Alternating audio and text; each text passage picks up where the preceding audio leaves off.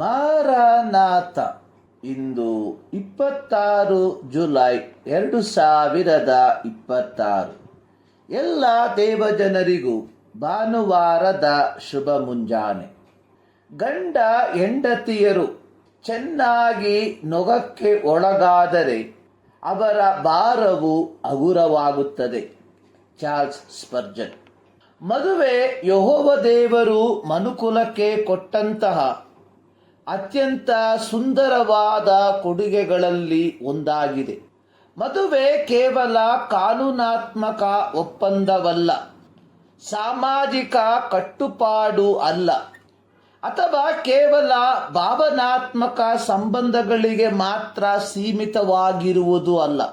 ಮದುವೆಯು ದೇವರು ಸ್ಥಾಪಿಸಿದ ಒಂದು ಪವಿತ್ರ ಒಡಂಬಡಿಕೆಯಾಗಿದೆ.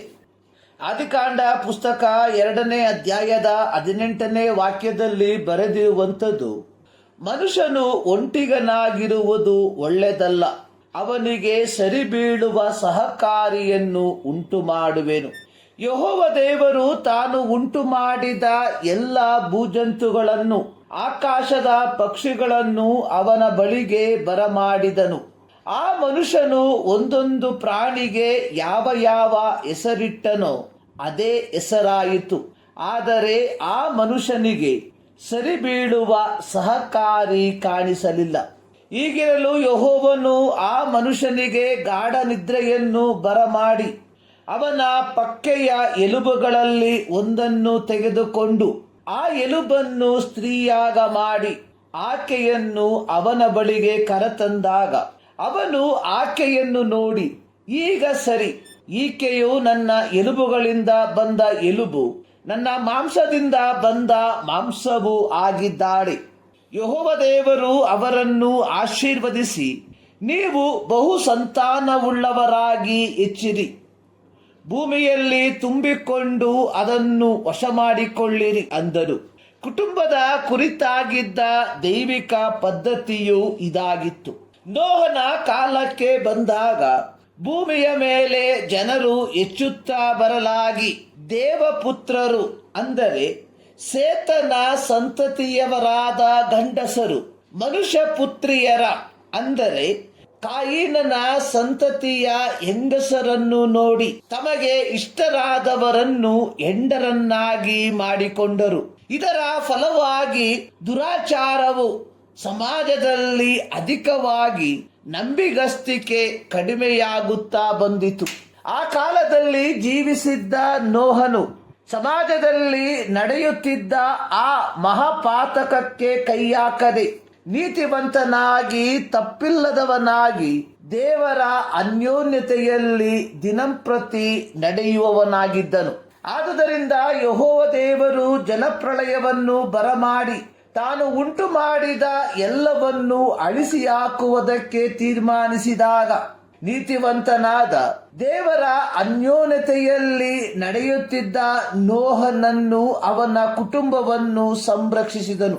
ಪೌಲನು ಎಫೆಸ ಸಭೆಗೆ ಹಾಗೂ ಕೊಲೊಸೆ ಸಭೆಗೆ ಪತ್ರಿಕೆಯನ್ನು ಬರೆದಿರುವಾಗ ಗಂಡ ಹೆಂಡತಿಯರ ನಡತೆ ಹೇಗಿರಬೇಕೆಂಬುದನ್ನು ಕೂಲಂಕುಷವಾಗಿ ವಿವರಿಸಿರುವುದನ್ನು ನೋಡುತ್ತೇವೆ.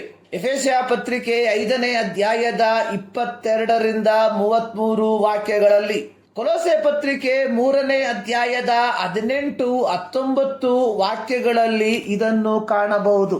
ಕೊಲೊಸೆ ಪತ್ರಿಕೆ 3ನೇ ಅಧ್ಯಾಯದ 18-19 ವಾಕ್ಯಗಳಲ್ಲಿ ಬರೆದಿರುವಂಥದ್ದು, ಸ್ತ್ರೀಯರೇ ನಿಮ್ಮ ಗಂಡಂದಿರಿಗೆ ಅಧೀನರಾಗಿರ್ರಿ, ಇದು ಕರ್ತನಲ್ಲಿರುವವರಿಗೆ ಯೋಗ್ಯವಾಗಿದೆ.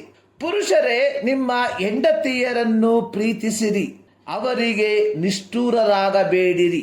ಅಧೀನರಾಗಿರಿ ಎಂದರೆ ಕಾಲೊರೆಸಿಕೊಳ್ಳುವ ಡೋರ್ ಮ್ಯಾಟ್ಗಳಂತೆ ಆಗಿರಿ ಎಂಬುದಾಗಿ ಅಲ್ಲ. ಕ್ರಿಸ್ತನು ಸಭೆಗೆ ತಲೆಯಾಗಿರುವ ಪ್ರಕಾರವೇ ಗಂಡನು ಹೆಂಡತಿಗೆ ತಲೆಯಾಗಿದ್ದಾನೆ.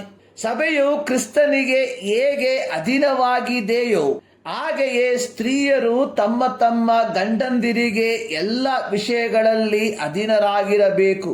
ಪ್ರತಿ ಗಂಡನು ಮನೆಯ ಕುಟುಂಬದ ಆಧ್ಯಾತ್ಮಿಕ ಮುಖ್ಯಸ್ಥನಾಗಿರಬೇಕು.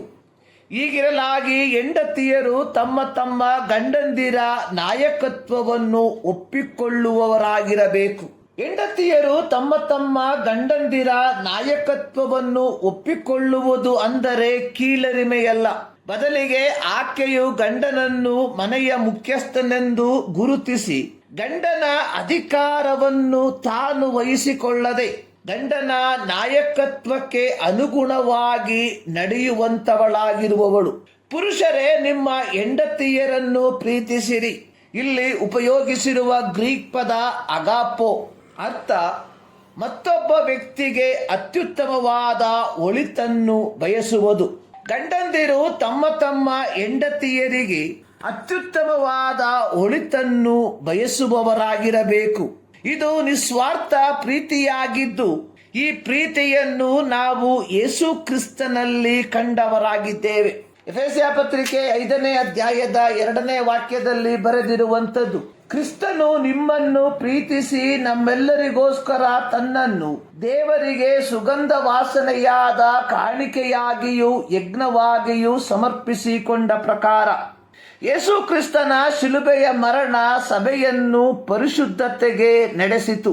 ಹಾಗೆಯೇ ಗಂಡನು ತನ್ನ ಹೆಂಡತಿಯನ್ನು ಪ್ರೀತಿಸುವವನಾಗಿ ಕೌಟುಂಬಿಕದ ಪರಿಪೂರ್ಣತೆಗೆ ಕೊಂಡೊಯ್ಯುವವನಾಗಿರಬೇಕು. ಹೀಗೆ ಪತಿಪತ್ನಿಯರು ತಮ್ಮ ದೈವಿಕ ಜವಾಬ್ದಾರಿಯನ್ನು ಅರಿತು ಬಾಳ್ವೆ ಮಾಡುವುದಾದರೆ ಅವರ ವೈವಾಹಿಕ ಜೀವಿತ ಐಕ್ಯತೆಯ ಹಾಗೂ ಪಾಲುದಾರಿಕೆಯ ಸಡಗರವಾಗಿರುತ್ತದೆ. ಈ ಮುಂಜಾನೆಯಲ್ಲಿ ಸರ್ವಶಕ್ತನಾದ ದೇವರು ಈ ಅಧ್ಯಯನದ ಮೂಲಕ ನಿಮ್ಮನ್ನು ಆಶೀರ್ವದಿಸಲಿ.